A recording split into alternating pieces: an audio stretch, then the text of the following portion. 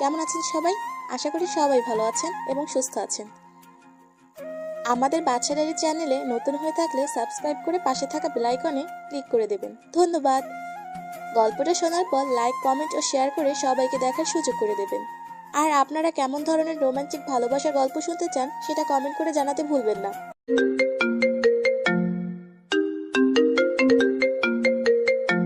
রক্তাক্ত শরীর নিয়ে লাশ দুটোর সামনে বসে আছি। লাশ দুটো আমার দিকে ভয়ানক দৃষ্টিতে তাকিয়ে আছে। মনে হয় যেন তারা আমায় আস্ত গিলে খাবে, কিন্তু ঘটেছে তার উল্টো। আমি তাদেরকে গিলে খেয়ে নিয়েছি। ঠিক তখনই আরাফাত আরো বেশ কয়েকজন ছেলে পেলে চলে আসে। ভাই, আপনার শরীরের এই অবস্থা কেন? আর লাশ দুটো সামনে পড়ে আছে যে, এরা কারা? আরাফাত, এরা আমায় মারতে এসেছিল, কিন্তু তারা এটা জানে না যে যাকে তারা মারতে এসেছে সে একটা ভয়ঙ্কর নরপিশাচ। ওই বরাবরের মতন এই হলো, আমায় মারতে এসে নিজের প্রাণ হারালো। আচ্ছা শোন, লাশ দুটোকে গুম করে ফেল, এদের অস্তিত্ব সহ যেন কেউ কোনোদিন খুঁজে না পায়। আচ্ছা ভাই, আপনি সেসব নিয়ে একদম টেনশন করবেন না। আমরা লাশ দুটোকে জায়গা মতো দাফন করে দিব। কেউ আর কোনোদিন তাদের খোঁজও পাবে না।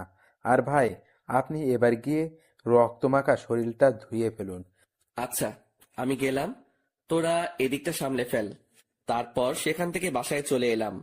বাসায় এসে ওয়াশরুমে ঢুকে নিজেকে ধুয়ে মুছে হায়না থেকে মানুষের রূপে ফিরিয়ে আনলাম। রাত বাজে 11টা। বাসায় আমি ছাড়া আর কেউ নেই, আর থাকবেই বা কি করে? আমার তো পরিবার বলতে কেউ নেই, তাই একা বাসা নিয়েই থাকি। তারপর ফ্রেশ হয়ে এসে শুয়ে পড়লাম। খাওয়া দাওয়ার কোনো মুড নেই আজকে, কারণ যেদিনই কাউকে দুনিয়া থেকে বিতাড়িত করি সেদিনই খাওয়ার মুড থাকে না, তাই সেভাবেই ঘুমিয়ে পড়লাম। পরের দিন সকালবেলায় ঘুম থেকে উঠে রেডি হয়ে নিলাম, কারণ কলেজে যেতে হবে। ও হ্যাঁ, আমার পরিচয় তো দেওয়াই হয়নি। চলেন কলেজে যেতে যেতে সংক্ষিপ্ত করে পরিচয়টা দিয়ে দেই। আমি আকাশ মাহমুদ, সেটা তো কারোর অজানা নয়। পড়ালেখা অনার্স শেষ বর্ষ। পরিবার বলতে কেউ নেই, ছোটকাল থেকেই এতিমখানায় বড় হয়েছি। বাকি সমস্ত কিছু গল্পের সাথে থাকলে জানতে পারবেন। আপনাদের সাথে কথা বলতে বলতে কলেজে এসে পৌঁছেছি। আমি কলেজের গেট দিয়ে প্রবেশ করতেই সবাই আমাকে দেখে মাথা নিচু করে ফেলে, কারণ তারা সবাই আমাকে ভালো করে চিনে। যে কলেজে ঘাটতেরা কেউ যদি থাকে সেটা হলাম আমি, তাই ভয়ে কেউ কখনো লাগতে আসে না। আর আমি এই পুরো কলেজে নিজের হুকুমত চালাই। আমার মুখের উপরে কথা বলবে এমন কোন বাপের বেটা জন্ম নেয়নি এই কলেজে। ঠিক তখনই আমার ক্লোজ ফ্রেন্ড মামুনের সাথে দেখা হয়। পুরো কলেজে এই মামুন এই মাত্র একজন ব্যক্তি যে কিনা আমার সবচাইতে কাছের মানুষ। তার সাথেই আমার সমস্ত উঠা বসা। কি রে আকাশ, কখন আসলি? এই তো একটু আগে। তুই? আমি মাত্র এসেছি। আচ্ছা, সকালের মেডিসিন নিয়েছিস এখনো? আরে না রে, ঘর থেকে বের হয়ে সোজা কলেজ এসেছি। তুই নিয়েছিস নাকি মেডিসিন?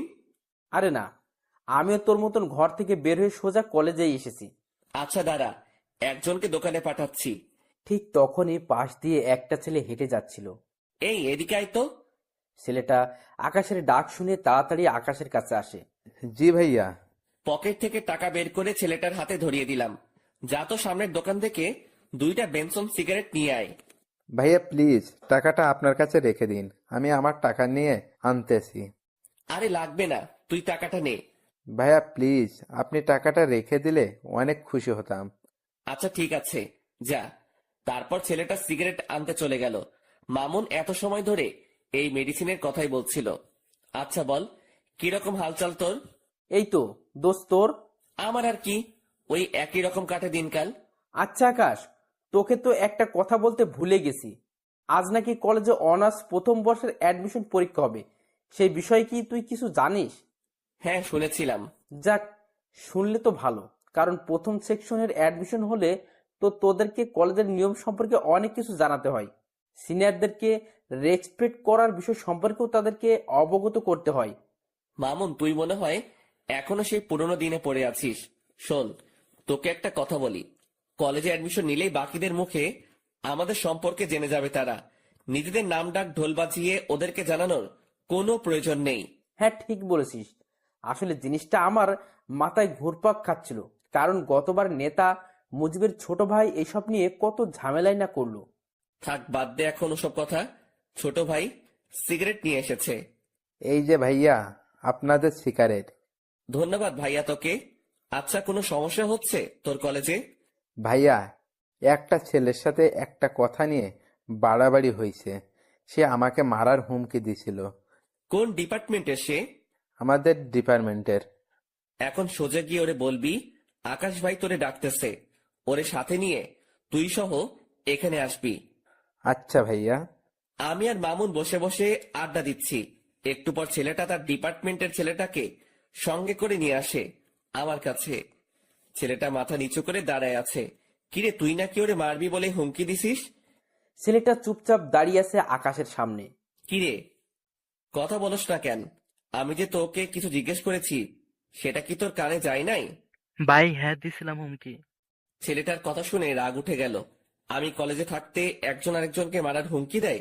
রাগটা আর কন্ট্রোল করতে পারলাম না, ঠাস করে একটা থাপ্পড় বসাই দিলাম ছেলেটার গালে। আজকের পর ওইসব চিন্তা মাথা থেকে ঝেড়ে ফেল। এই ছেলে আমার ছোট ভাইয়ের মতন, ওরে মারা তো দূরের কথা, ওসব নিয়েও যদি ভাবিস তাহলে সোজা উপরের টিকিট কাইটটা হাতে ধরাই দিব।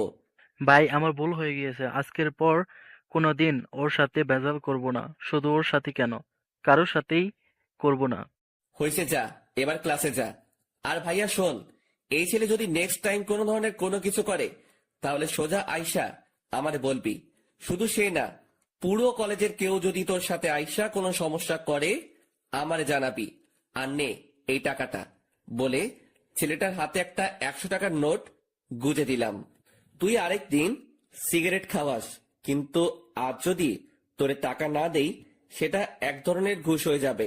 তাই টাকাটা দিয়ে দিলাম, যা এবার মন দিয়ে ক্লাস কর। আচ্ছা ভাইয়া। ছেলেটা চলে গেল। আমি আর মামুন আবার কথা বলায় ব্যস্ত হয়ে গেলাম। আজও ক্লাস করব না। আমরা প্রায় সময় ক্লাস না করে দুজন কলেজের বাহিরে বসে আড্ডা দেই। দুজন মিলে আড্ডা দিচ্ছিলাম, ঠিক তখনই কলেজের ফার্স্ট ইয়ার অ্যাডমিশনের জন্য মানুষ আসা শুরু হয়ে গেল। সবাই নিজের গার্ডিয়ান নিয়ে এসেছে। অ্যাডমিশনের ইয়া লম্বা সিরিয়াল লেগে গেছে প্রিন্সিপালের রুমের বাহিরে। সবাই কিন্তু অনলাইনেই অ্যাপ্লাই করেছে, কিন্তু আজ আসার কারণ হলো প্রথম দিনের ফর্মালিটিস পূরণ করা। প্রিন্সিপালই আজকে সবাইকে দেখা করতে বলেছে। আমরা তাদের দিকে খেয়াল না করে নিজেদের মতন আড্ডা দিচ্ছি। আড্ডা দিতে দিতে হঠাৎই নজর পড়ল একটা মেয়ের দিকে, যে কিনা ধবধবে একটা সাদা জামা পরিধান করে গুটি গুটি পায়ে হেঁটে প্রিন্সিপালের রুমের সামনে গিয়ে দাঁড়ালো, যেখানে সবাই দাঁড়িয়ে অপেক্ষা করছে প্রিন্সিপালের সাথে দেখা করার জন্য। মেয়েটাকে দেখে আমার ধ্যান তার দিকে আটকে গিয়েছে। কিরে, এই মেয়েটাকে তো আগে কখনো কলেজে দেখিনি। নতুন বর্ষে হয়তো অ্যাডমিশন নিতে এসেছে সে, কিন্তু তার গার্ডিয়ান কোথায়? সবাই নিজের গার্ডিয়ান নিয়ে এসেছে, কিন্তু সে একাই কেন এলো? হাজারটা প্রশ্ন ঘুরপাক খাচ্ছে মেয়েটাকে নিয়ে। তখনই মামুন আমায় ধাক্কা দিল হাত দিয়ে। কিরে, কোন দুনিয়ায় হারিয়ে গেলি? দোস্ত, দেখ তো মেয়েটাকে। হ্যাঁ, সুন্দর আছে রে মামা।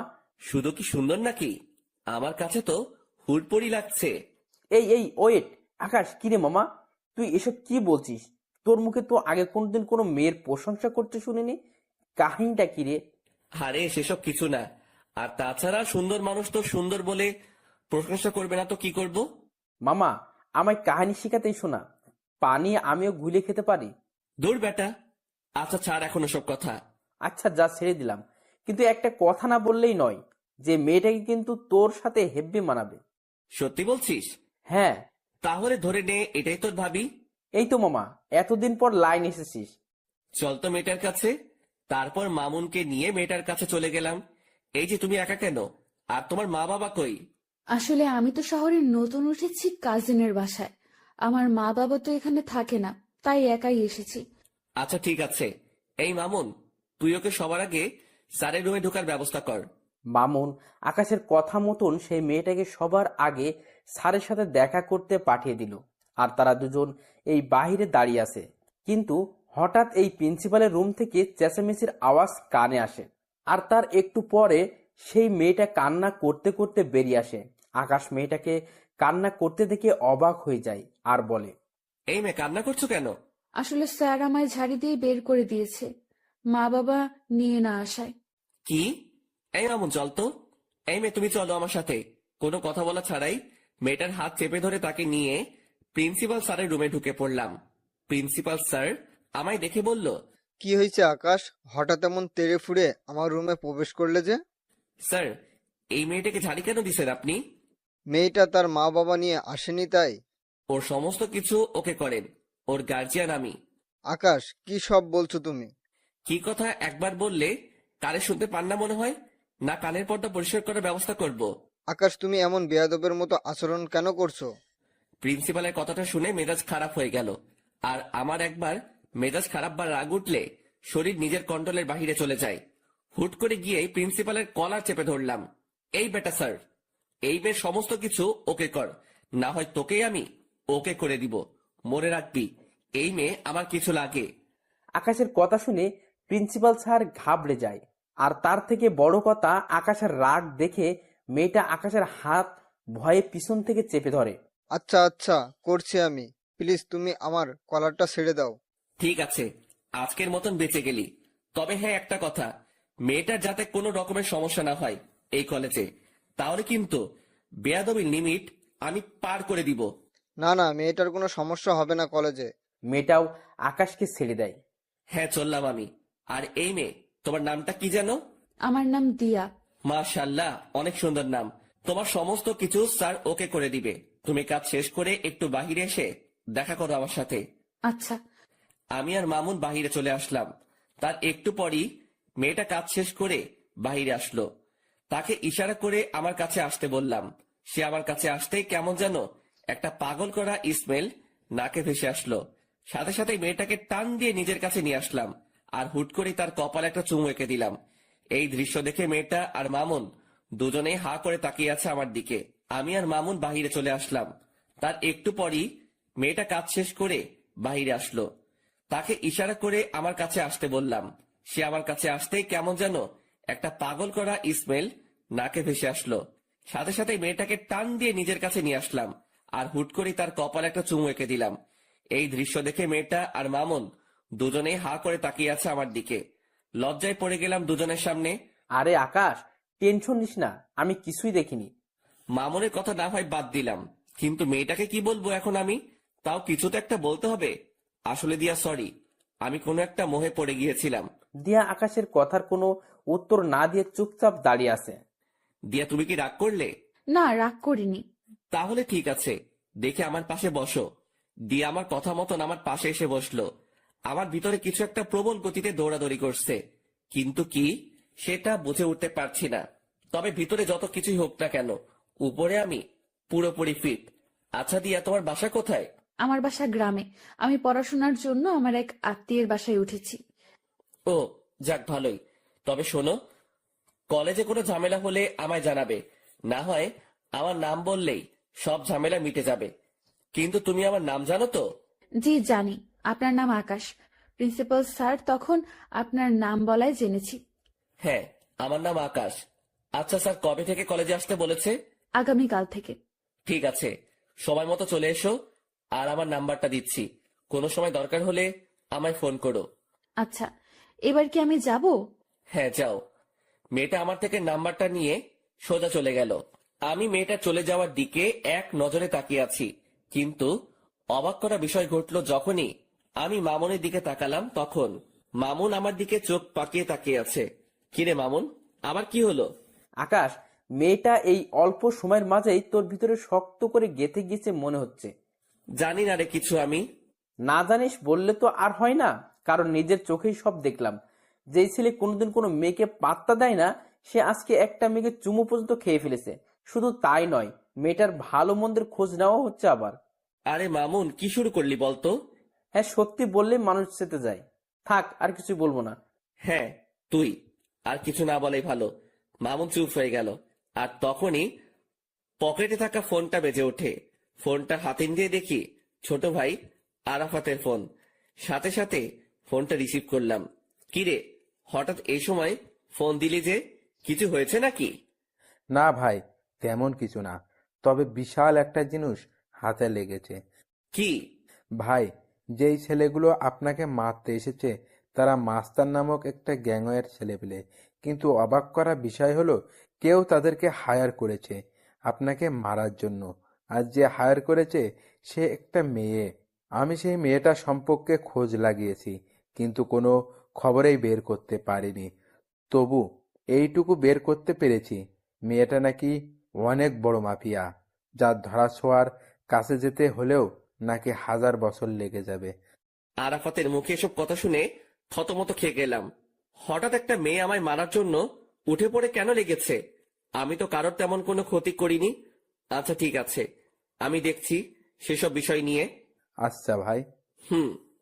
আর ওইদিকে ছেলেপেলের কি খবর? হ্যাঁ ভাই, ভালোই। যাক, ভালো হলেই ভালো।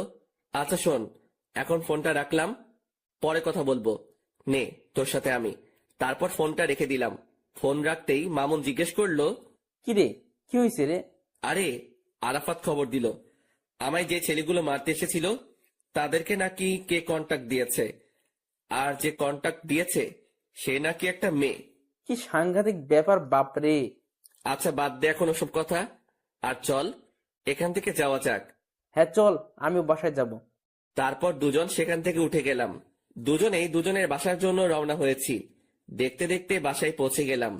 বাসায় এসে কিছু কাপড় চোপড় অপরিষ্কার ছিল, সেসব ধুয়ে মুছে শুকাতে দিলাম। তারপর খেয়ে দিয়ে ঘুমিয়ে পড়লাম। বিকেল বেলায় ঘুম থেকে উঠে কাপড়গুলো এনে লন্ড্রিতে পাঠিয়ে দিলাম। এমন টুকিটাকি কাজ করতে করতে দিনটা কেটে গেল। পরের দিন সকালবেলায় ঘুম থেকে উঠে রেডি হয়ে কলেজের উদ্দেশ্যে রওনা হব। তখনই থানার ওসি ফোন দিল আমায়। আকাশ ভাই, আপনি একটু আর্জেন্ট থানায় এসে দেখা করুন। আপনার সাথে জরুরি কিছু কথা ছিল। আচ্ছা স্যার, আজকে কলেজ শেষ, তাই আবার বাসায় ঢুকে ব্যাগটা রেখে ঘরটা তালা দিয়ে বের হয়ে গেলাম। তারপর সোজা থানার পথে রওনা হলাম। হঠাৎই মাথায় এলো দিয়া আজ কলেজে আসবে, আর আজকেই তার প্রথম দিন। তাড়াতাড়ি মামুনকে ফোন দিলাম। হ্যাঁ দোস্ত বল।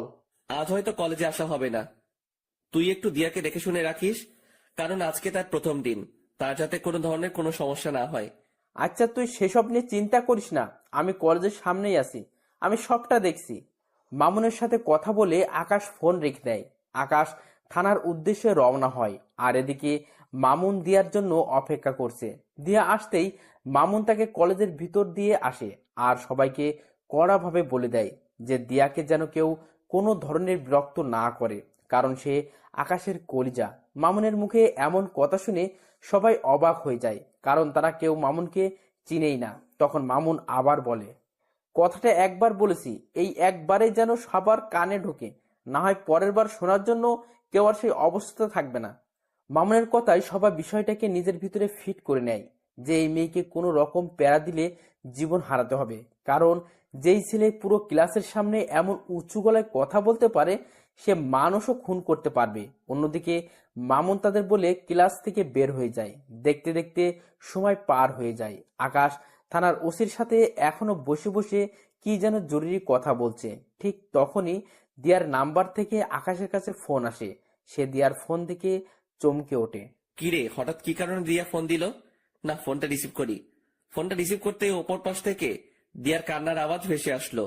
ফোনের অপর পাশ থেকে দিয়ার কান্নার আওয়াজ শুনে কলিজাটা মোচড় দিয়ে ওঠে। এই দিয়া, কি হয়েছে? আপনি কোথায়? তাড়াতাড়ি কলেজে আসেন, আমার আপনাকে প্রয়োজন। আচ্ছা আসছি, কিন্তু কি হয়েছে সেটা তো বলবে। ব্রেকের সময় আমি কলেজ থেকে একটু বের হয়েছিলাম, তখনই হুট করে কোথা থেকে যেন একটা ছেলে আসে আর আমার সাথে অসভ্যতামি শুরু করে।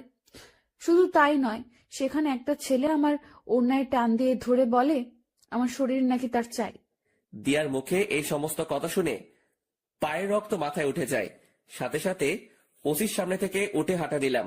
আকাশ ভাই, কোথায় যাচ্ছেন আপনি? স্যার, আমার একটা জরুরি কাজ পড়ে গেছে, আমি আপনার সাথে পরে কথা বলবো এই বিষয়ে। সাথে সাথে ওসি স্যারের সেখান থেকে বের হয়ে জলদি কলেজের উদ্দেশ্যে রওনা হলাম। আর যেতে যেতে মামুনকে ফোন দিলাম। হ্যালো মামুন। আরে আকাশ, আমি এখনই তোকে ফোন দিতাম। দিয়াকে নাকি কিছু ছেলে উত্ত্যক্ত করছে কলেজের বাইরে। তো তুই কোথায় ছিলি? আরে তুই তো জানিসই, এই যে তুই কলেজে না থাকলে আমার ভালো লাগে না, তাই আমি দিয়াকে তার ক্লাসে ঢুকে দিয়ে সবাইকে তার বিষয়ে বলে দিয়েছি। পরে আমি কলেজ থেকে বের হয়ে যাই, আর কলেজ থেকে বের হওয়ার আগে একটা ছোট ভাইকে বলেও দিয়েছে এসেছিলাম, যাতে করে দেওয়ার কোনো সমস্যা না হয়। আর সেই আমাকে ফোন দিয়ে সেই সব ছেলের কথা বলল। আচ্ছা, তুই যেখানে আছিস না কেন তাড়াতাড়ি কলেজে আয়, আমিও আসছি। তারপর ফোনটা রেখে দিয়ে সোজা কলেজে কলেজে পৌঁছাতে দেখি মামুনও গাড়ি থেকে নামছে মাত্র। তাড়াতাড়ি গাড়ি থেকে নেমে মামুনকে নিয়ে কলেজের ভিতরে চলে গেলাম। ঠিক তখনই মামুনের ঠিক করা সেই ছোট্ট ভাইটা এসে বলল, ভাইয়া, ছেলেগুলো নাকি আপুর সাথে অনেক অসভ্যতম করেছে। তুই চিনিস সেই ছেলেগুলোকে? আসলে ভাইয়া, আমি তখন সেখানে ছিলাম না, তাই তাদেরকে দেখিনি। আচ্ছা, দিয়া কোথায়? ওই যে ভাইয়া, দিয়া আপু প্রিন্সিপালের রুমে বসে কান্না করছে। আমি এবং প্রিন্সিপাল স্যার অনেকবার আপুকে জিজ্ঞাসা করেছি ছেলেগুলোর ব্যাপারে, কিন্তু আপু কোনো কিছু বলছে না, শুধু বসে বসে কান্না করছেন। মাথার রক্ত পুরো টকবক করছে। তাড়াতাড়ি প্রিন্সিপাল স্যারের রুমে চলে গেলাম। সেখানে গিয়ে দেখি দিয়া বসে বসে কান্না করছে। সে আমাকে দেখতে পেয়ে দৌড়ে এসে আমায় জড়িয়ে ধরে ফুপিয়ে কান্না করে দিল। এই দিয়া, প্লিজ শান্ত হও, আমি এসে গেছি। তুমি কি ওই ছেলেগুলোকে চিনো? দিয়া ফুপাতে ফুপাতে আকাশকে বলে, না, আমি চিনি না। আচ্ছা, শুধু এইটুকু বলো যে ছেলেগুলো তোমার সাথে অমনটা করে কোন দিকে গিয়েছে? তারা আমার সাথে অসভ্যতামি করে কলেজের ভেতরেই ঢুকেছে। দিয়ার কথা শুনে বুঝতে বাকি রইল না যে ছেলেগুলো আমার কলেজের এই ছেলে পেলে। দিয়া, তুমি তাদেরকে দেখলে চিনতে পারবে তো? হ্যাঁ। এই মামুন, কলেজের গেটটা আটকে দিয়ে আয়। আর দিয়া, তুমি আমার সাথে চলো। দিয়াকে সাথে নিয়ে প্রতিটা ক্লাসের ছেলে পেলেকে দেখাতে লাগলাম। পুরো কলেজের ক্লাস করা বন্ধ হয়ে গিয়েছে আমার জন্য। দিয়াকে সাথে নিয়ে সমস্ত সেকশন ঘুরতে লাগলাম। ঘুরতে ঘুরতে অনার্স দ্বিতীয় বর্ষের কক্ষে ঢুকতে দিয়া আমাকে আঙুল দিয়ে দেখিয়ে দিল ওই যে ছেলেপেলেগুলো। নিজেকে আর কন্ট্রোল করতে পারলাম না, সাথে সাথে গিয়ে সব কয়টা ছেলেপেলেকে কলার ধরে ক্লাসরুমের বাহিরে নিয়ে আসলাম। মামুন দুইটাকে ধরে নিয়ে এসেছে। আমি নিচ থেকে আসার সময় কাঠের একটা টুকরো নিয়ে উঠেছিলাম হাতে করে, সেটা দিয়ে এলোপাতাড়ি মারতে শুরু করলাম সব কয়টা ছেলেকে। সারা কলেজ পুরো থমকে গিয়েছে আমার মাইক দেখে। মারতে মারতে ছেলেগুলোকে আধমরা করে ফেলেছি। সব কয়টার হাত মুখ ফেটে রক্ত পড়ছে, কিন্তু আমার রাগ যেন কোনোভাবে থামছে না। আমি মেরেই চলেছি ছেলেগুলোকে, আর অন্যদিকে ছেলেগুলো ষাঁড়ের মতন চেঁচাচ্ছে আর মাপ চাচ্ছে। ভাই, আমাদের ভুল হয়ে গিয়েছিল। তোদের ভুলের গুষ্টি মারি বলে ধ্রাম করে এক বাড়ি দিয়ে একটাকে বেহুশ বানিয়ে ফেললাম। আর ঠিক সেই সময় কলেজের স্যাররা এসে পিছন থেকে আমায় ঝাপটে জড়িয়ে ধরলো আর বলতে লাগলো, আকাশ, প্লিজ তুমি ছেড়ে দাও ছেলেগুলোকে। কে শুনে কার কথা? আমার কলিজায় তারা আঘাত করেছে, তাদেরকে তো আজকে আমি ছাড়ছি না। আমার মায়ের রেশ এখনো মিটেনি, কিন্তু স্যাররা আমায় পেঁচিয়ে ধরায় আমি আর মারতে পারছি না। তাই এক ঝাটকা দিয়ে স্যারদের থেকে নিজেকে ছাড়িয়ে নিলাম। তারপর আবার মারতে শুরু করলাম। সবাই আমার রাগ দেখে ভয় কাতর হয়ে আছে। স্যাররাও আমায় আটকাতে না পেরে ভয় আমার থেকে দূরে সরে যায়। আর ঠিক সেই সময় দিয়া এসে সবার সামনে আমাকে জড়িয়ে ধরে, আর আমি সাথে সাথে শান্ত হয়ে যাই। স্যাররা সবাই দিয়ার কাণ্ড দেখে অবাক হয়ে তাকিয়ে আছে দিয়ার দিকে, যে কে এই মেয়ে, যে আকাশকে কিনা আমরা অনেকেই মিলে থামাতে পারলাম না, আর সেখানে এই মেয়েটাকে ধরা মাত্রই সে সমস্ত রাগ মাটিতে ফেলে দিল। কেউ যেন কিছু বুঝে উঠতে পারছে না, সবাই অবাক দৃষ্টিতে দিয়ার দিকে তাকিয়ে আছে। তখনই দিয়া বলে ওঠে, এই আকাশ, আপনি প্লিজ শান্ত হন আর ওদেরকে ছেড়ে দিন, না হয়তো মরে যাবে ওরা। আচ্ছা ঠিক আছে, যাও, ছেড়ে দিলাম। কিন্তু সবাইকে একটা জিনিস জানানোর আছে। সবাইকে আজকে একটা কথা ক্লিয়ারলি বলে দিচ্ছি, আজকের পর যদি দিয়ার দিকে কেউ যদি আঙুল তুলে তাকিয়েছিস, তাহলে তার অবস্থা কিন্তু খুব ভয়াবহ হবে। আর স্যার, আপনারা এই জানোয়ারগুলোকে কি করবেন করেন।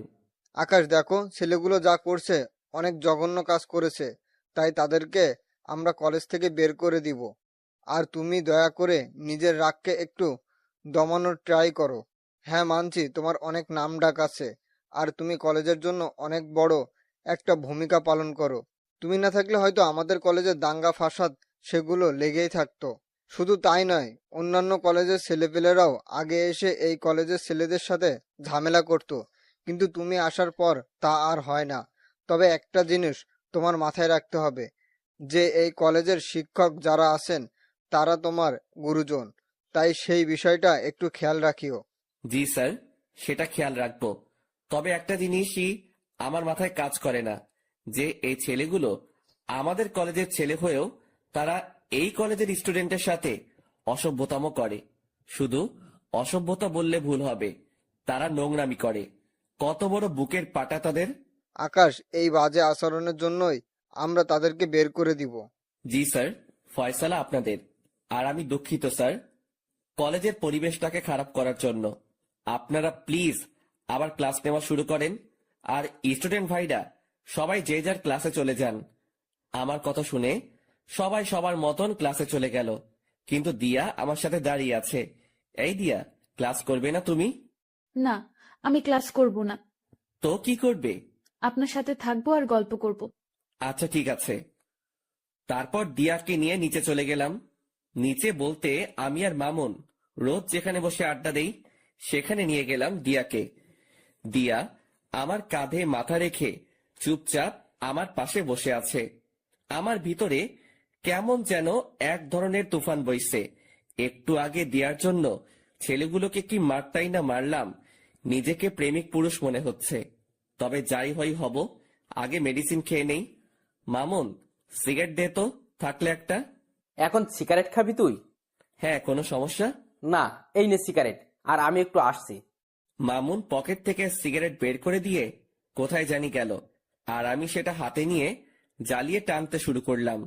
কিন্তু হঠাৎই লক্ষ্য করলাম দিয়া আমার ঘাড়ে নিজের উষ্ণ ঠোঁটের জোড়া দিয়ে স্পর্শ করছে। দিয়ার এমন আচরণ দেখে কাঁপাকাঁপি শুরু হয়ে গেল আমার, কারণ এই জীবনের প্রথম কেউ আমার শরীরে স্পর্শ করেছে। সে এবার আমার কাঁপুনি আরো বাড়িয়ে দিল। সে এবার আমার ঘাড়ে চুমু খাওয়া আরম্ভ করে। দিয়া, কি করছো? আপনার সিগারেটের ধোঁয়ায় আমার অনেক সমস্যা হচ্ছে, তাই সমস্যা দূর করতে আমি ওই কাজ করছি। মানে কি দিয়া? মানে হলো, আপনার ওই সিগারেটের ধোঁয়া আমাকে যন্ত্রণা দিচ্ছে, তাই আমি সেই যন্ত্রণা থেকে মুক্তি পেতে আপনার ঘাড়ে স্পর্শ করছি। এতে করে আপনার শরীরের স্মেলটা নাকে আসছে, আর সিগারেটের ধোঁয়াটা তার মতন হাওয়ায় ভেসে ভেসে চলে যাচ্ছে। দিয়ার কথা শুনে হা হয়ে গেলাম। মেয়েটা সত্যি আসলে আস্ত একটা পাগলি। তাড়াতাড়ি সিগারেটটা হাত থেকে ফেলে দিয়ে দু হাত দিয়ে তাকে জড়িয়ে ধরলাম। সেও আমায় জড়িয়ে ধরেছে নিজের হাত দুটো দিয়ে। তারপর তাকে জড়িয়ে ধরে তার ঠোঁট জোড়াগুলো নিজের করে নিলাম। তৎক্ষণাৎ মনে পড়ল আমি কলেজের গণ্ডিতে দাঁড়িয়ে আছি। সাথে সাথে দিয়াকে ছেড়ে দিলাম। আর ঠিক সেই সময় মামুন আমাদের দিকেই আসে। কিরে, কোথায় গিয়েছিলি? আরে, বাইরে গিয়েছিলাম একটু। আচ্ছা শোন না, নতুন যারা অ্যাডমিশন নিয়েছে সেখান থেকে একটা মেয়েকে আমার বেশ ভালো লেগেছে রে। এই যে দেখ, দূর থেকে মেয়েটার একটা ছবিও তুলে এনেছি। কই দেখি, দেখা। মামুন ফোনটা এগিয়ে দিয়ে সেই মেয়েটাকে দেখাচ্ছে। বাহ, মাশাআল্লাহ, সুন্দর তো মেয়েটা। দোস্ত, এখন কি করবো বলতো? কি করবি আর? ভালো লাগলে প্রপোজ করবি। কি বলছিস এসব? তো কি করবি তুই? তোর কি অন্য কোনো প্ল্যান আছে নাকি? আরে না না, দূর। তাহলে যেটা বলেছি সেটাই কর। আর তবে আগে একটু ভালো করে দেখে শুনে নে, পরে গিয়ে প্রপোজ করিস। আর দরকার হয় দিয়া তোকে সাহায্য করবে এই বিষয়ে। আমাকে তো দেখালেন না মেয়েটাকে, তাহলে কিভাবে সাহায্য করব? আচ্ছা নাও, দেখো তুমি। মামুন ফোনটা এগিয়ে দিয়ে মেয়েটার পিকটা দিয়াকে দেখালো। সে মেয়েটাকে দেখে থতমত খেয়ে যায়, আর আকাশ জিনিসটা লক্ষ্য করে। কি হয়েছে দিয়া? না না, কিছু না। তো মুখের বুলি বন্ধ হয়ে গেল কেন? কই মুখের বলি বন্ধ হয়েছে আমার? আমার তো দিব্যি কথা বলছি। আচ্ছা, তাহলে বলো মেয়েটা কেমন দেখতে, আর মামুনের সাথে মানাবে কিনা? মোটামুটি সুন্দরী। আর মামুন ভাইয়ের সাথে মানাবে বলতে রং ঠং দেখে তো মনে হচ্ছে মানাবে, কিন্তু পরে কি হয় কে জানে। পরে কি হবে মানে বুঝলাম না। আরে আমি বলতে চেয়েছি যে মেয়েটার কোনো রিলেশন টিলেশন আছে কিনা, সেসব নিয়ে জেনে শুনে এগোতে। ও হ্যাঁ, মামুন তুই সেসব বিষয় জেনে এগোবি। আচ্ছা। আচ্ছা চল এবার উঠা যাক। আর দিয়া, এবার বাসার দিকে যাওয়া দরকার। হ্যাঁ, আমিও চলে যাব।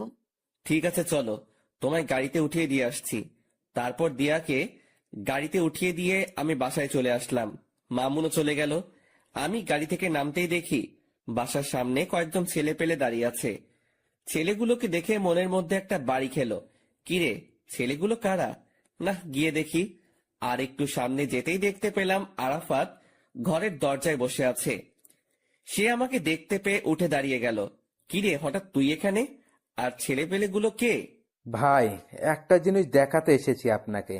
আর ছেলেগুলো আমাদের দলেরই ছেলেপেলে, কিছুদিন আগে আমাদের গ্রুপে জয়েন হয়েছে। ও আচ্ছা, কি দেখাবি দেখি, দেখা।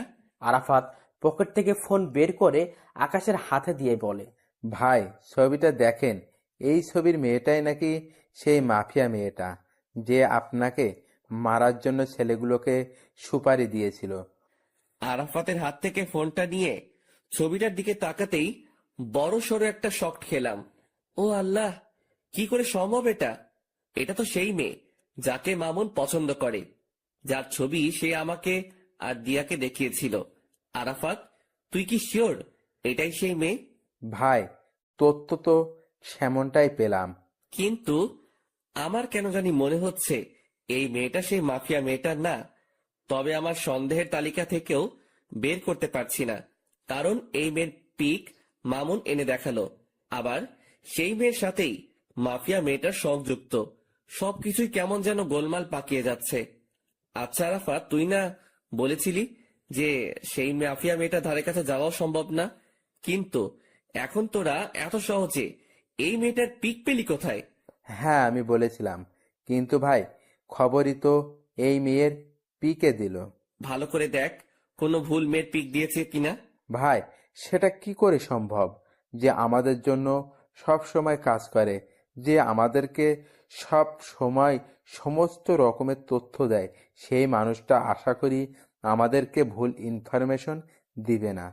তাও ঠিক বলেছিস। আচ্ছা ঠিক আছে, মেয়েটার বিষয়টা আমি দেখছি, কারণ মেয়েটা আমার চোখের সামনেই চলাচল করে বা করতে হবে। ওকে ভাই। আরাফাতরা চলে গেল, কিন্তু আমার ভিতরে এখনো সেই জিনিসটা ঘুরপাক খাচ্ছে। যে আরাফাত যার ছবি দেখালো, সেই মেয়েটাই কি সেই মাফিয়া? না, এর উত্তর আমার জানা নেই। তবে একটা জিনিস বলতে পারি, যে এই মেয়েটাই যদি সেই মাফিয়া হয় তাহলে মামুনকে সতর্ক করতে হবে আমার। কিন্তু সে না কোনো আবার ভুল বুঝে বসে। দূর, কিছুই যেন ভাবতে পারছি না আর। যা হবে পরে দেখা যাবে। আগে নিজের মাথা ঠান্ডা করি, তারপর বাসায় ঢুকে বিছানায় গা এলিয়ে দিলাম। সাথে সাথে ঘুম চলে আসে। গোসল, খাওয়া দাওয়া সমস্ত কিছুই রসাতলে গিয়েছে। এক ঘুমে বিকাল হয়ে গেল।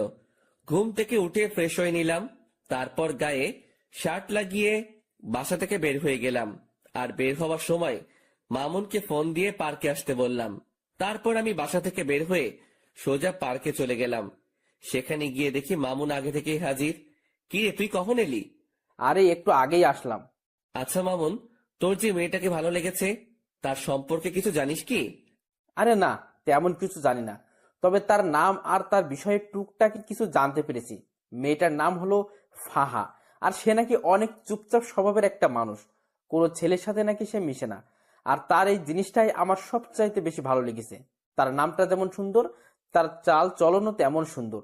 আমার যে করেই হোক ফাহাকে চাই, ওকেই আমি নিজের বউ বানাবো। মামুনের কথা শুনে কিছু বলার মতন ভাষা খুঁজে পাচ্ছি না, কারণ ওর বিষয়ে যা জানি তা মামুনকে বললে তার মন খারাপ হয়ে যাবে। আর তাছাড়া সে আমায় ভুলও বুঝতে পারে, যে তার ভালো আমার সহ্য হয় না। না, ওকে এখন কিচ্ছুই বলা যাবে না, কারণ এখনো পুরোপুরি শিওর না যে সেই মেয়েকে। আগে আরো পাকাপোক্ত ভাবে শিওর হয়ে নেই, পরে না হয় মামুনকে জানাবো। আচ্ছা শোন, যাই করিস না কেন ভেবে চিন্তে করবি। হ্যাঁ, সেটা তো করবই। আচ্ছা চল, চা বা কফি কিছু খাওয়া যাক। হ্যাঁ চল। মামুনের সাথে একটা কফি শপে গেলাম। পরে সেখানে বসে কফি খেতে খেতে অনেকটা সময় আড্ডা দিলাম। পরে ঘরে চলে এসেছি। তারপর নিত্যদিনের ন্যায় সেদিনটাও কাটিয়ে দিলাম ঘরের মাঝে। পরের দিন সকালবেলা ঘুম থেকে উঠে কলেজে চলে গেলাম। আজ নিয়ত করেছি ক্লাস করব, তাই সেই মোতাবেক ব্যাগে বই নিয়ে কলেজে এসেছি। ঠিক তখনই মামুনের দেখানো সেই মেয়েটা আমার চোখের সামনে দিয়ে হেঁটে তার ক্লাসরুমে চলে গেল। আমি তার দিকে বাঁকা চোখে তাকিয়ে আছি, দেখছি কোন রকম কিছু চোখে পড়ে কিনা, কিন্তু কিছুই পড়ল না। তবে একটা জিনিস নোটিশে করেছি, মেয়েটা কেমন যেন স্বাভাবিক না। মানুষ হাঁটাচলা করলে আশেপাশে একটু হলেও দেখে, কিন্তু তার নজর ছিল একদম মাটির দিকে। মেয়েটাকে নিয়ে মনের ভিতরে একটা কৌতূহল জাগলো, তাকে নিয়ে ভাবছিলাম। ঠিক তখনই দিয়া এসে আমাকে হাতের আঙ্গুল দিয়ে খোঁচা দেয়। এই যে মশাই, কি করছেন? আর এত গভীর মনোযোগ দিয়ে কি ভাবছিলেন? হুম? আরে না, তেমন কিছু না, এমনি দাঁড়িয়ে আছি। আচ্ছা, তুমি কখন এলে? এই তো এক্ষুনি। আপনি? আমি একটু আগে এসেছি। আচ্ছা শোনো, তোমায় একটা দায়িত্ব দিলে সেটা পালন করতে পারবে? কি দায়িত্ব? তুমি মামুনের পছন্দ করা মেয়েটার দিকে নজর রাখো তো, যে সে কি করে বা তার আচার আচরণ কেমন। হঠাৎ ওই মেয়েকে নিয়ে আপনার চিন্তার মাত্রা বাড়লো কেন শুনি? আরে, মামুন আসলে মেয়েটাকে অনেক ভালোবেসে ফেলেছে, তাই তার বিষয়ে একটু ভালো মন্দ জানার জন্য তোমায় বললাম আর কি। কারণ আমি চাই না আমার বন্ধু কোনো খারাপ মেয়ের সাথে রিলেশনে যাক। আরে, সে তো খারাপ না। মানে, তার বিষয়ে তুমি কি করে জানলে? আসলে হয়েছে যে মেয়েটার চলাচল দেখে খারাপ মনে হয়নি, সেটা বলতে চেয়েছিলাম। দিয়ার কথা শুনে কেমন যেন একটা খটকা লাগলো। আচ্ছা, তাও খবর নাও, আর এখন গিয়ে সোজা ক্লাসে মন দিবে। আর একটা কথা, আমি যেন কখনো তোমায় কোনো ছেলের সাথে হাসি ঠাট্টা করে কথা বলতে না দেখি। বারে, হাসি ঠাট্টা করলে কি হবে? কারণ তুই খালি আমার সাথে হাসি ঠাট্টা করবি। কেন? আমি আপনার সাথে কেন হাসি ঠাট্টা করতে যাব? কারণ তুই আমার। ইস, আমায় কি নিজের নামে রেজিস্ট্রি করে রেখেছেন নাকি? মেয়েটার কথা শুনে মেজাজটা খারাপ হওয়ার উপক্রম হচ্ছে। হ্যাঁ, তোকে আমি নিজের নামে রেজিস্ট্রি করে নিয়েছি, আর এখনো করব বলে এক টান দিয়ে দিয়াকে নিজের বাহুডরে নিয়ে নিলাম। তারপর তার সমস্ত মুখমণ্ডলে চুমু খেতে লাগলাম। চুমু খেতে খেতে তার ঠোঁটে এসে আটকিয়েছি। হঠাৎই সে আমার থেকে নিজেকে ছাড়িয়ে নিল। আই, পাগল হয়ে গেছেন আপনি? মানুষের সামনে এমন আচরণ কেউ করে? আমি করি, কারণ তুই খালি আমার। আচ্ছা ঠিক আছে, আমি না হয় আপনার, কিন্তু মানুষজন দেখলে কি ভাববে বলুন তো? কে কি ভাববে সেসব নিয়ে আমার কোনো মাথা ব্যথা নাই। আমার মাথা ব্যথা হচ্ছে তোমাকে নিয়ে। তুমি কোনো ঝামেলা না করলেই হয়। আচ্ছা হয়েছে, এবার পাগলামো বন্ধ করুন। আর আমি কোনো ঝামেলা টামেলাতে নেই, আর ঝামেলা করতে চাইলেও তো করতে পারবো না, কারণ আপনি আমায় আস্ত গিলে খেয়ে ফেলবেন। শুধু গিলে খাবো না, সেদিন একদম জোর করে তোকে নিজের করে নিব। দুনিয়ার মহলে আর আসতে দিব না। বাপ রে বাপ, কি সিরিয়াস টাইপ মানুষ আপনি। হ্যাঁ, আমি অনেক সিরিয়াস। আচ্ছা, এবার ক্লাসে যাও। অনেকটা সময় নষ্ট হয়েছে কথা বলে। তোমার ক্লাসও হয়তো শুরু হয়ে গিয়েছে। ঠিক আছে, যাচ্ছি। দিয়া ক্লাসে চলে গেল, আর অন্যদিকে আমি আমার মতন ক্লাসে চলে এলাম। সবাই আমাকে ক্লাসে দেখে চুপচাপ হয়ে গেল। আমার ক্লাসের স্যার এখনো আসেনি। আমি স্বাভাবিকভাবে একটা টেবিলের উপরে বসে পড়লাম। তার কিছু সময় পর মামুন আসলো। সে এসে আমার পাশে বসলো। দুজন একটু কথা বলে স্যারের জন্য অপেক্ষা করছি। কিছুক্ষণ পর অপেক্ষার প্রহর কাটলো। স্যার ক্লাসে আসলো, এসে ক্লাস নিতে শুরু করলো। আজ অনেক কয়টা ক্লাস করেছি, আর মাত্র 1 ঘন্টা বাকি। এই মামুন, আজকের মতো ক্লাস এখানেই শেষ রে। আজকে আর ক্লাস করব না। আচ্ছা চল, আমিও বেরিয়ে যাব। শেষ ঘন্টা না করে মামুনের সাথে বেরিয়ে গেলাম। ক্লাস থেকে বের হয়ে মামুনকে বললাম, মামুন চল তো, দিয়ার ক্লাস থেকে ঘুরে আসি। হ্যাঁ চল, এই সুযোগে আমি ফাঁকে দেখতে পারবো। মামুনকে নিয়ে দিয়ার ক্লাসে চলে গেলাম। দিয়া আমাকে দেখতেই ক্লাস না করে সকলের সামনে ব্যাগ হাতে নিয়ে চলে গেল। এই দিয়া, ক্লাস করবে না? না, আমি আর ক্লাস করব না। এই মেয়ে, আর 1 ঘন্টা আছে খালি ক্লাস শেষ হতে। ক্লাসটা শেষ করে বের হও একদম। দিয়া হঠাৎ করেই সকলের সামনে চেঁচিয়ে ওঠে। এই যে আমি বলেছি না যে আমি আর ক্লাস করব না। এই দিয়া, এতটা হাইপার হচ্ছ কেন তুমি? কারণ আমার এখন আর ক্লাস করতে ইচ্ছে করছে না, কিন্তু আপনি আমাকে ক্লাস করতে জোর করছেন, তাই হাইপার হয়েছে। তো কি করবে এখন? কি করব আর, আপনার সাথে বসে বসে ভালো কিছু মুহূর্ত কাটাবো। দিয়ার কথা শুনে ভিতরে লাড্ডু ফুটেছে মতন অবস্থা। আচ্ছা ঠিক আছে, দিয়াকে নিয়ে আমাদের বসার অবস্থানে চলে এলাম। মামুনও আমাদের সাথে এসেছে। দোস্ত, মেয়েটাকে দেখতে পেলি? না রে, তাকে তো ক্লাসের কোথাও দেখিনি। কারণ সে আপনারা আসার 1 ঘন্টা আগে ক্লাস থেকে বেরিয়ে গিয়েছে। ও আচ্ছা, কিন্তু কোথায় গিয়েছে? কে জানে কোথায় গিয়েছে, হয়তো বাসায় যাবে গেলে, না হয়তো কলেজেই থাকবে। কিন্তু তাকে তো আমরা কলেজের বাইরে দেখতে পাইনি। তাহলে হয়তো বাসায় চলে গিয়েছে। হ্যাঁ, সেটাই হবে হয়তো। মামুন ফাহাকে দেখতে না পেয়ে মন খারাপ করে ফেলে। আরে মামুন, তুই মন খারাপ করিস না। ভালোবাসার মানুষ কখনো এত সহজে ধরা দেয় না। দেখবি একসময় তুই ঠিকই তাকে নিজের করে পাবি। জানি না রে কি আছে কপালে, তবে মেয়েটা আমার কলিজার গেথে গিয়েছে। মামুনকে কি বলে সান্ত্বনা দিব জানি না, তবে মন থেকে খালি দোয়া এটাই করি যে সেই মেয়েটা যেন ভালো হয়, আর মামুনের সাথে যেন তার সমস্ত কিছুই সঠিকভাবে হয়। কিন্তু বর্তমানে মামুনের চেহারাটা পুরো আধার হয়ে আছে, ওকে সান্ত্বনা দেওয়ার মতন ভাষা খুঁজে পাচ্ছি না। তখনই মামুন বলে ওঠে, আকাশ, তোরা থাক, আমি বাসায় চলে গেলাম। আচ্ছা ঠিক আছে, চল আমরাও আজকে বাসায় চলে যাব। কিন্তু শোন, কালকে সেই মেয়েটা কলেজে আসলে আমি তোর বিষয়টা দেখব। তুই ভালো করে জানিস যে আজ পর্যন্ত কোনো কাজে আমি ফেল হইনি, সো তোর ব্যাপারেও হব না। ধন্যবাদ বন্ধু। তারপর সবাই সবার মতন বাসায় এসে গেলাম। দিয়াকে তার বাসায় পাঠিয়ে দিয়ে মামুন আর আমি যে যার মতন চলে গেলাম। এদিকে আমি বাসায় আসতেই দরজার নিচে একটা খাম চোখে পড়লো। কে যেন একটা খাম আমার দরজার নিচে রেখে গেছে। কৌতূহল করে সেটা হাতে উঠালাম। সেটা হাতে নিয়ে বুঝতে পারলাম খামটার ভিতরে কোনো একটা কিছু আছে। তারপর খামটা খুলতেই দেখি ভাঁজ করা একটা সাদা কাগজ। কৌতূহলটা যেন আরো বেড়ে গেল। কাগজের ভাঁজটা খুলে দেখি কিছু লেখা আছে কাগজটাতে। কোনো কিছু না ভেবে লেখাটা পড়তে শুরু করলাম। আপনি যাকে আপন ভাবছেন সে আপন নয়। মনে রাখবেন, বিকেল বেলায় সূর্য মেঘের আবরণে ঢেকে গেলে পরের সকালে সেই সূর্যই আবার নতুন রূপে আকাশে উদিত হয়। তারপর আর কিছু লেখা নেই। লেখাটা পড়ে আমার ভিতরটা মোচড় দিয়ে উঠল, কারণ লেখাটা আমায় কি ইঙ্গিত করতে চাইছে তা আমি বুঝে ফেলেছি। তাড়াতাড়ি কাগজটা ভাঁজ করে পকেটে রেখে দিলাম। তারপর চাবি দিয়ে দরজা খুলে বাসায় ঢুকে সোফায় গা ছেড়ে দিয়ে বসে পড়লাম। মাথাটা ভো ভো করে ঘুরছে, মনে হচ্ছে যেন নিজের ভিতরেই ঘূর্ণিঝড় বইছে।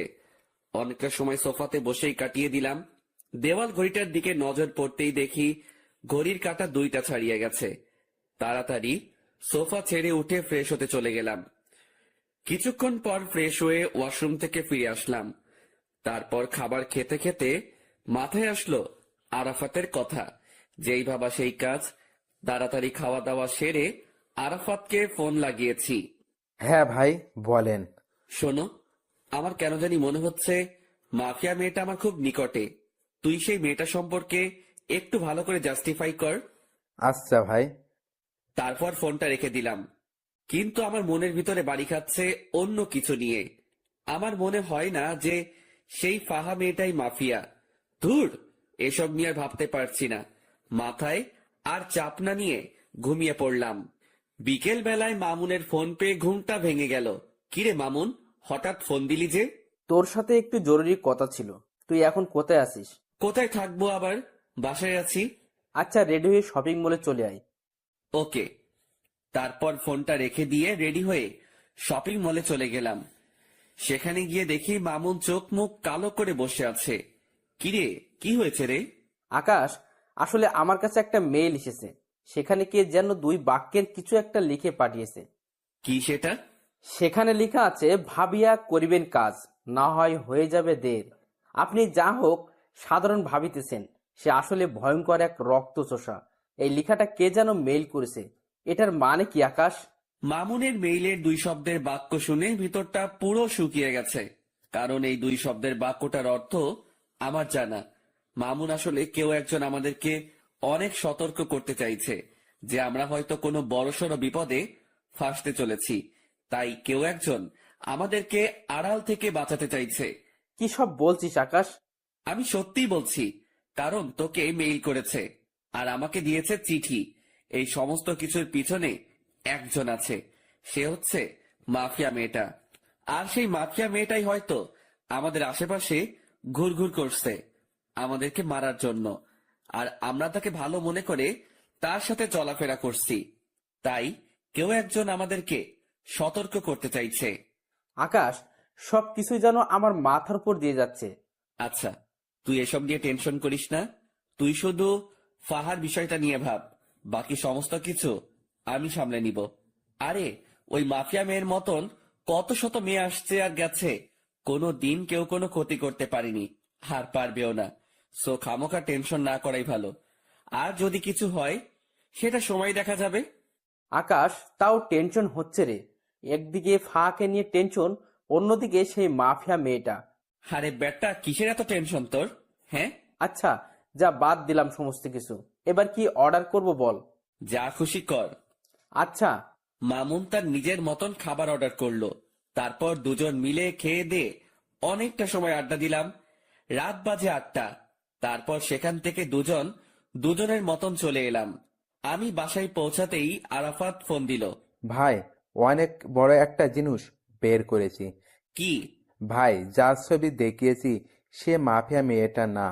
কেউ যেন বুঝে আমাদেরকে গোমরা করার জন্য সেই মেয়ের পিক দিয়েছে। এখানে মাফিয়া মেয়েটা অন্য কেউ। ইন্না লিল্লাহ, যেটা ভেবেছিলাম সেটাই হয়েছে। আচ্ছা ঠিক আছে, তোরা মাফিয়া মেয়েটার খোঁজ লাগানো চালু রাখ, আর আমি আমার মতন কাজ চালিয়ে যাচ্ছি। আচ্ছা ভাই। তারপর ফোনটা রেখে দিলাম। পরের দিন সকালবেলায় ঘুম থেকে উঠে কলেজে চলে গেলাম। কলেজে গিয়ে দেখি দিয়া কলেজের বাহিরে দাঁড়িয়ে আছে। দিয়া, বাহিরে দাঁড়িয়ে আছো কেন? আপনার জন্যই অপেক্ষা করছিলাম। ও তাই? হুম। আচ্ছা চলো ভিতরে চলো। দিয়াকে নিয়ে কলেজের ভিতরে ঢুকে আমাদের সেই বসার প্লেসটাতে বসে পড়লাম। দিয়াকে আজ কেন জানি খুশি খুশি লাগছে, কিন্তু আমার ভিতরে সেই মেয়েটাকে নিয়ে জটলা পেকে আছে। এই যে আপনার চোখ মুখ কালো কেন? আরে না, এমনিতেই। আমার তো মনে হয় না যে এমনিতেই। আমার তো মনে হচ্ছে যে কিছু একটা হয়েছে। আরে না বললাম তো। আচ্ছা ঠিক আছে, না হলে নাই। এবার দেখি আমাকে জড়িয়ে ধরে বসুন। হঠাৎ এমন পাগলামো করার মানে? পাগলামো কোথায় করছি? হ্যাঁ, আমি আমার প্রিয় মানুষটাকে জড়িয়ে ধরতে চেয়েছি। এটাতে পাগলামো কোথায়? দিয়ার কথা শুনে মুখে তালা লেগে গেল। মেয়েটার মনেও হয়তো আমার জন্য জায়গা হয়ে গিয়েছে, কিন্তু সে স্থির নেই। সে নিজেই আমাকে জড়িয়ে ধরে কাঁধে মাথা রাখলো। ঠিক তখনই দেখি ফাহা নামক মেয়েটা আসছে, আর তার পিছনে পিছনে মামুন। দিয়া, আমায় ছাড়ো তো একটু, আমি ফাহার সাথে একটু কথা বলবো মামুনকে নিয়ে। দিয়া আমার কথা শুনে আমায় ছেড়ে দিল। আমি সেখান থেকে উঠে ফাহার কাছে চলে গেলাম। এই যে ফাহা, তোমার সাথে আমার কিছু কথা আছে। ভাইয়া, আমি জানি আপনি আমায় কি বলবেন, কিন্তু বিশ্বাস করুন, আমার মনের অবস্থা ভালো নেই। কিছু একটা নিয়ে অনেক ঝামেলায় আছি। যদি কিছু মনে না করেন, তাহলে কথাটা কালকে বললে হয় না? ফাহার কথা শুনে থতমত খেয়ে গেলাম। আমি কি বলতে চাইছি সেটা সে জানলো কি করে? মাথায় তো কিছুই খেলছে না। তাও নিজেকে স্বাভাবিক রেখে বললাম, আচ্ছা ঠিক আছে, কালকে বলবো। ধন্যবাদ ভাইয়া। মেয়েটা তারপর চলে গেল, আর তখনই মামুন এসে হাজির। দোস্ত, কি বলবো রে? তেমন কিছুই বলেনি, আর বলবেই বা কি করে? কারণ আমি তোর কথা তো তাকে বলিনি, কারণ তার নাকি আজ মন খারাপ, তাই সে কালকে শুনবে বলেছে আমার কথা। ও আল্লাহ জানে কি রিয়াকশন আছে ওর। মামুন, তুই নিশ্চিন্ত থাক। আর একটা জিনিস আমি লক্ষ্য করেছি, সে কিন্তু তোর বিষয়ে অলরেডি খবর পেয়ে গিয়েছে, কারণ তার হাবভাব দেখে সেটা আমি বুঝে নিয়েছি। সেটা কি করে জানলো? কি করে জেনেছে সেটা আমি জানি না, তবে সে যে জেনেছে সেটা আমি শিওর। আকাশ, এখন কি হবে আল্লাহ জানে। কি হবে আর? সে তোর বউ হবে। আকাশ, তুই ঠাট্টা করছিস এখনো? ঠাট্টা না, সত্যি বললাম। সত্যি হলে তো ভালোই। আচ্ছা চল এবার ক্লাসে যাওয়া যাক। তারপর সবাই সেখান থেকে উঠে যে যার মতন ক্লাসে চলে গেলাম। আজও প্রায় অনেক কয়টা ক্লাস করেছি, তবে শেষের ঘন্টাটা করিনি। শেষের ঘন্টা না করে আমি আর মামুন কলেজের বাহিরে একটা খালি জায়গা আছে, সেখানে দাঁড়িয়ে দাঁড়িয়ে সিগারেট খাচ্ছি। হঠাৎই দেখি সেদিন কলেজের যে ছেলেগুলোকে আমি মেরেছিলাম দেওয়ার জন্য, সেই ছেলেগুলো আরো সাথে অনেক ছেলে পেলে মিলে আমার দিকেই এগিয়ে আসছে। সবার হাতেই লাঠি ছোটা। ছেলেগুলোকে দেখে আমি মামুনকে বললাম, মামুন, তাড়াতাড়ি জায়গা ত্যাগ কর এখান থেকে। কিন্তু কেন? কারণ এখানে একটা বড়সড় ঝামেলা হবে। তুই তাড়াতাড়ি জায়গা ত্যাগ কর, আমি এদিকটা দেখছি। না, আমি তোরে ছেড়ে কোথাও যাচ্ছি না। যা হবে দেখা যাবে। তুই আসলে একটা ঘাওড়া মামুন। হ্যাঁ, যা বলার বলতে পারিস। আমি মামুনকে আর কিছু না বলে তাড়াতাড়ি আরাফাতকে মেসেজ করে বলে দিলাম। অন্যদিকে ছেলেপেলে গুলো আস্তে আস্তে আমার কাছে চলে আসলো। তারা এসেই আমার আর মামুনের উপরে প্রহার করতে শুরু করে। অনেক কয়জন ছেলে পেলে তাদের, আর এদিকে আমি আর মাত্র মামুন। কিন্তু আমরাও কম না, আমরাও প্রতিহার করতে শুরু করলাম। ঠিক সেই সময় হঠাৎ করেই ফায়ারিং এর আওয়াজ কানে আসলো। সাথে সাথে সবাই স্টপ হয়ে গেলাম। চোখ পাকিয়ে চারপাশটা দেখতে লাগলাম। চোখের সামনে কিছুই দেখতে পেলাম না, কিন্তু যেই না পিছনে ফিরেছি তখনই দেখি প্রায় শতাধিক ছেলেপেলে আমার পিছনে দাঁড়িয়ে আছে, সবার হাতে ভয়ঙ্কর ভয়ঙ্কর অস্ত্র। আমি তাদেরকে দেখে থতমত খেয়ে গেলাম, কারণ এত ছেলেপেলে তো আমার না, আর আমার হলেও আরাফাতকে তো দেখতে পাচ্ছি না। ঠিক সেই সময় তাদের ভিতর থেকে দিয়া আর ফাহা নামক মেয়েটা সামনে বেরিয়ে আসে। এই দৃশ্য দেখে পায়ের নিচ থেকে যেন মাটি সরে গিয়েছে আমার। কে এই দিয়া আর ফাহা? থ হয়ে সেই জায়গাটাতেই দাঁড়িয়ে আছি। অন্যদিকে দিয়া হাতে হকি স্টিক নিয়ে আমার দিকে এগিয়ে আসছে। দিয়ার কর্মকাণ্ড দেখে ভিতরটা যেন মরুভূমির মতন শুকিয়ে গেছে। দিয়া আকাশের দিকে এগিয়ে যাচ্ছে হাতে হকি স্টিক নিয়ে। দিয়ার কাণ্ড দেখে আকাশের 12টা অলরেডি বেজে গিয়েছে, কিন্তু তবুও সে নিজেকে স্ট্রং রাখার ট্রাই করেছে। দিয়া হকি স্টিক হাতে নিয়ে আকাশের শরীরে দ্রাম করে এক বাড়ি বসিয়ে দেয়, আর আকাশ সাথে সাথে চোখ অফ করে ফেলে। কিন্তু দিয়া বাড়িটা আকাশকে না মেরে মাটিতে মারে। আকাশ চোখ খুলতেই দেখে সে ঠিকঠাক ভাবে দাঁড়িয়ে আছে, আর দিয়া তার সামনে দাঁড়িয়ে মিটমিট করে হাসছে। কিরে পাগল, ভয় পেয়েছো বুঝি? আকাশের মুখ দিয়ে কোনো কথাই বের হচ্ছে না, সে রোবটের মতন দাঁড়িয়ে আছে। আই পাগল, ভয় পাওয়ার কিছুই নেই। আমি তোমায় মারবো না, আমি মারবো তাদেরকে যারা তোমায় মারতে এসেছে। তারপর দিয়া সেই লাঠিটা নিয়ে সেই ছেলেগুলোকে উড়োধুড়ো মারতে শুরু করে। ছেলেপিলেগুলোকে দিয়ার এত বিশাল দলবল দেখে প্রতিঘাত করার মতন দুঃসাহসও করতে পারছে না। দিয়া সব কয়টা ছেলেকে মারতে মারতে তাদের অবস্থা 12টা বাজিয়ে দেয়। সব কয়টা ছেলে রক্তাক্ত অবস্থায় মাটিতে পড়ে আছে। দিয়া আজ যেন কোনো হিংস্র পশুর রূপ নিয়েছে। আর অন্যদিকে সবাই দিয়ার দিকে চোখ বড় বড় করে তাকিয়ে আছে, বিশেষ করে আকাশ, যে কিনা আগের দিয়ার সাথে এখনের দিয়াকে কোনোভাবেই মিলাতে পারছে না। সে শান্তশিষ্ট একটা মেয়ে হিসেবে কে দিয়াকে চিনত, আর সেই দিয়াই কিনা ভয়ঙ্কর রূপ নিয়ে সামনে চলে এলো। দিয়ার এমন রূপ দেখে তার মনের ভিতর খালি একটা জিনিস এই বাড়ি খাচ্ছে, যে এই দিয়া কে। আর ঠিক সেই সময় এই দিয়া ছেলেগুলোকে মেরে রক্তাক্ত অবস্থায় সে আকাশের সামনে দাঁড়ায়। অপরদিকে ঠিক একই সময়ে আকাশের ছেলেপিলে চলে আসে। তারপর ছেলেপিলেকে দেখে আকাশের বুকে একটু সাহস আসে, যদিও সে একা লড়াই করতে ভয় পায় না। কিন্তু এখানে তো লড়াই না, সে কারোর ভয়ঙ্কর রূপ দেখেছে। আকাশের নীরবতা দেখে দিয়া বলে ওঠে, কি হলো, এতটা ঘাবড়ে আছো কেন? দিয়া, কে তুমি? জানতে চাও কে আমি? হ্যাঁ। আমি সেই মাফিয়া যে কিনা তোমায় মারার জন্য লোক পাঠিয়েছিলাম। দিয়ার মুখে এমন কথা শুনে আকাশ থতমত খেয়ে যায়, আর অন্যদিকে আকাশের ছেলেপিলেরাও ক্ষিপ্ত হয়ে যায় দিয়ার উপরে। দিয়ার মুখে এসব কথা শুনে আরাফাত বলে ওঠে, ভাই, এদের সব কয়টাকে আজ এখানেই মেরে দাফন করে দিব। আই ছেলে, এই ভুল ধারণা করতে যাস না। আমায় মারতে এসে উল্টো তোরাই মারা পড়বি। দিয়া, তাহলে আমার সাথে এভাবে ছলনা করার মানে কি? যদি আমাকে মারারই হতো তাহলে এভাবে ছলনা না করে আমায় মেরে ফেললেই পারতে। আই ছেলে, একদম চুপ। তোর ওই মুখে যেন আর একটা বাজে কথাও না শুনি। আর আমি এখন কি বলি সেটা মন দিয়ে শোন। হ্যাঁ, আমি তোকে মারতে চেয়েছিলাম, কারণ আন্ডারওয়ার্ল্ডের মাফিয়ার সাথে নাকি তুই বাড়াবাড়ি করেছিস। আর তাছাড়া দেশের অনেক কজন নেতাও নাকি তোর জন্য কিছু করতে পারে না, তাই তারা সবাই মিলে প্ল্যান করে তোকে মেরে ফেলার। তাই আমাকে পাঠিয়েছে তোকে মারার জন্য। কিন্তু আমি জানি যে তোর অনেক ক্ষমতা আছে, তুইও চাইলে আমার সাথে বরাবরের মতন টক্কর দিতে পারিস বা আমায় মেরেও ফেলতে পারিস ব্যতিক্রম হলে। কিন্তু আমি এমন কোনো ঝামেলাই চাই না, কারণ আমি যেদিন প্রথম কলেজে আসি সেদিন তুই আমার চোখের পানি মুছে দিয়ে আমার কপালে চুমু খেয়েছিস। আমি যেদিন এই কলেজে আসি সেদিন তুই আমার জন্য স্যারের সাথে লড়াই করেছিস। শুধু তাই নয়, তুই আমার জন্য আরো অনেক কিছুই করেছিস। তোর জন্য সেদিন আমি ন্যায় বিচার পেয়েছি। তুই আমার জন্য সেই ছেলেগুলোকে মেরেছিস। তো আমি মানুষটা তোর সাথে বেইমানি করি কি করে? তবে হ্যাঁ, আমি তো বললাম যে তোকে আমি মারতে চেয়েছি, কিন্তু সেটা তোকে না জেনে শুনে। কিন্তু আমি যখন জানতে পেরেছি যে আমার জন্য যে দুনিয়ার সমস্ত প্রকার সমস্যার মুখোমুখি হতে পারে আমি তাকে মারতে চলেছি, সেদিন আমি এই সমস্ত কিছু বাতিল করে দিই।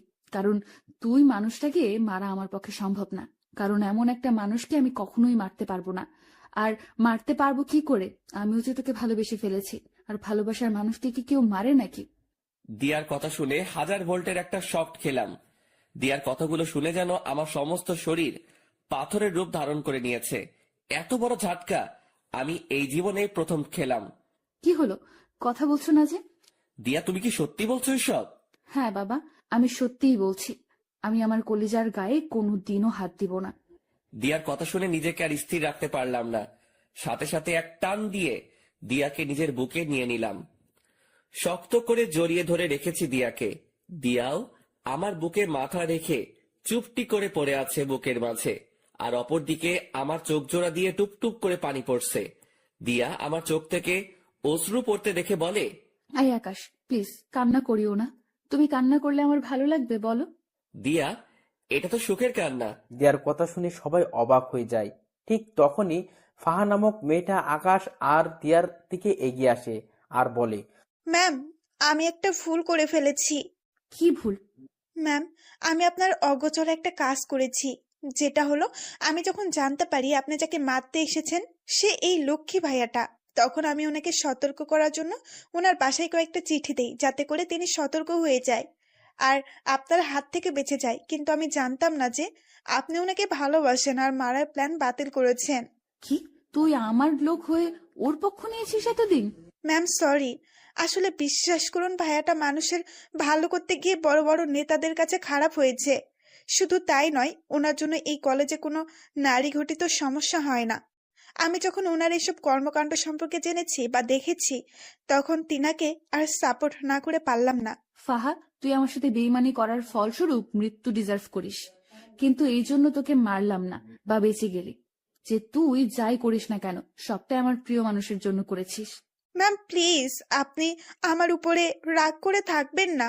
না, তোর উপরে আমার কোনো রাগ নেই, কিন্তু একটা অর্ডার পালন করতে হবে আমার। কি সেটা ম্যাম? আমার কলিজার একজন বন্ধু আছে যার নাম মামুন। ওই যে ভাইটা দাঁড়িয়ে আছে, উনি তোকে ভালোবাসে। ম্যাম সেটা আমি আগেই জেনেছি। তাহলে আর দেরি কিসের? যা গিয়ে সবকিছু ঠিকঠাক করে নে। দিয়ার কথা শুনে ফাহা লজ্জায় লাল হয়ে আছে। এই যে লজ্জা পাওয়ার কিছুই নেই, যা বলেছি গিয়ে সেটা কর। আর আপনারা সবাই যে যার মতন চলে যান। যাদেরকে মেরেছি তারা এইভাবে পচে মরুক। আকাশ, তুমিও তোমার ছেলে পেলেকে চলে যেতে বলো। আচ্ছা, এই আরাফাত, তোরা সবাই চলে যা, তোদের সাথে আমার পরে কথা হবে। আচ্ছা ভাই। তারপর সবাই সবার মতন চলে যায়। আকাশের ছেলেপিলেরাও চলে যায়, আর অন্যদিকে দিয়ার কথা মতন তার লোকেরাও চলে যায়।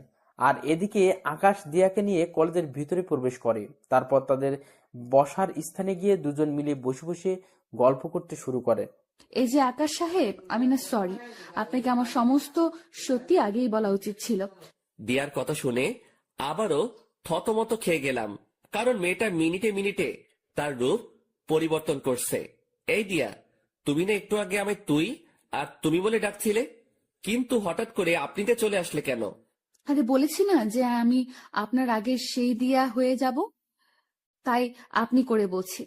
এই পাগলি মেয়ে, তার একদম কোনো দরকার নেই। হ্যাঁ, তুমি আগের মতন হয়ে যাও, কিন্তু তুমি বলেই ডাকো, কারণ তোমার মুখে আপনি থেকে তুমি শুনতেই বেশি ভালো লাগে। তাই বুঝি? তাই। আচ্ছা দিয়া, তোমার একটা কথা বলি। হ্যাঁ বলো।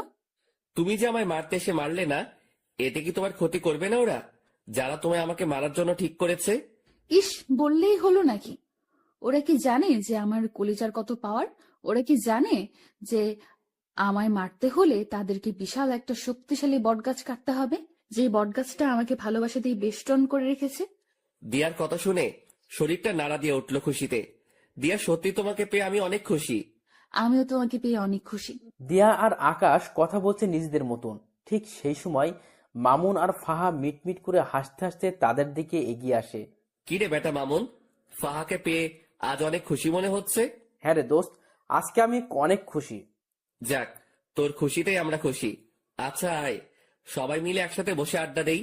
তারপর সবাই মিলে আড্ডা দিতে থাকে। এই আড্ডার মাঝেই কেটে গেল একটা বছর। আজ আকাশ আর মামুনের গ্রাজুয়েশন কমপ্লিট হয়েছে। দিয়ার ফাহা খুশিতে আত্মহারা যে তাদের প্রিয় মানুষগুলো গ্রাজুয়েশন কমপ্লিট করছে। ঠিক সেই জায়গাটাতেই বসেই আর সবাই মিলে আড্ডা দিচ্ছে। এই বসাতেই আকাশ আর মামুন তাদের প্রিয় মানুষকে বিয়ে করে নেওয়ার প্ল্যান সাজিয়ে ফেলে। আগামী সপ্তাহে তাদের বিয়ে। দুই বন্ধুই একই দিনে বিয়ে করবে। দেখতে দেখতে বিয়ের দিন চলে আসে। দিয়ার পরিবার থেকে তার মা আসে, যিনি কিনা দিয়ার পরিবার, তার পরিবার আর কেউ নেই। অপরদিকে ফাহার পরিবার থেকে তার মা আর মামা আসে বিয়েতে। তার পরিবারও অনেক ছোট। মামার বিয়ে হয়ে গেছে, তিনি বউ নিয়ে আলাদা থাকেন, আর ফাহার আম্মু একাই থাকেন। আগে ফাহাও একসাথে থাকতো, কিন্তু তাদের পরিবারের অবস্থা খারাপ হওয়ায় ফাহা দিয়ার সাথে যোগ দেয়, আর দিয়াও পরিবারের চালাতে এই পন্থা অবলম্বন করে। দেখতে দেখতে দুই বন্ধুর বিয়ে হয়ে যায়। এদিকে বিয়ের সমস্ত কাজ সম্পন্ন হওয়ার পর আকাশ বাসর ঘরের সামনে দাঁড়িয়ে আছে। তারপর দরজা খুলে ভিতরে ঢুকে সে ভিতরে ঢুকে দেখতে পায় সারা বাড়ি অন্ধকার। সে দিয়াকে ডাক দেয়, কিন্তু দিয়া কোনো সারা শব্দ করে না। দিয়ার সারা শব্দ না পেয়ে হাতিয়ে হাতিয়ে সামনের দিকে এগিয়ে যায়, আর ঠিক তখনই কেউ একজন চাকু নিয়ে আকাশের পেটে ঢুকিয়ে দেয়। আকাশ সাথে সাথে চেঁচিয়ে ওঠে, আর সাথে সাথেই রুমের বাতি জ্বলে ওঠে। Happy birthday to you my dear কলিজা। অবাক হয়ে গেলাম রুমের অবস্থা দেখে, কারণ রুমটা পরিপূর্ণভাবে সাজানো, আর সামনে দিয়া, ফাহা, মামুন সবাই কেক নিয়ে দাঁড়িয়ে আছে। এই পাগল, ভয় পেয়েছো বুঝি? আমার পেটে কে যেন ছুরি ঢুকিয়ে দিয়েছে। আরে পাগল, ওটা খেলনা ছুরি ছিল। কি? হ্যাঁ বলে দিয়া, আর বাকি সবাই হেসে দেয়।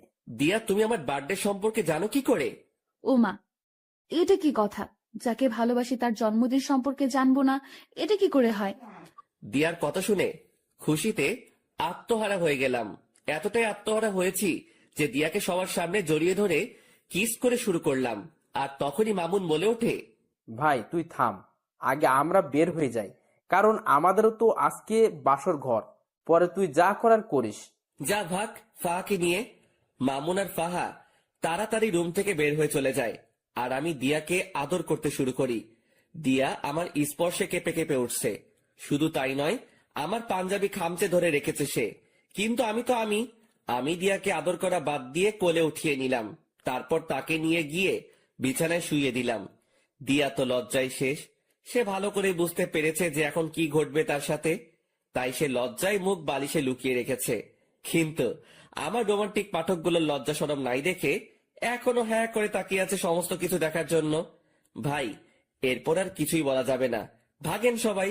বউ আমার, ইতিহাসও আমি রচনা করব, কিন্তু মাঝে আপনারা এভাবে বাধা দিলে তো ইতিহাস রচনা করতে সমস্যা হবে। তাই বলি কি, এবার সবাই উল্টো রাস্তা ধরে কেটে পড়ুন। অসংখ্য ধন্যবাদ সবাইকে গল্পটা পুরোপুরি শোনার জন্য। এবং আপনারা কেমন ধরনের গল্প শুনতে চান সেটা কমেন্ট করে জানাতে ভুলবেন না। আর চ্যানেলে নতুন হলে যে জানেনই কী করতে হবে, চ্যানেলটাকে লাইক অ্যান্ড সাবস্ক্রাইব করে দেবেন, আর বেশি বেশি করে শেয়ার করবেন।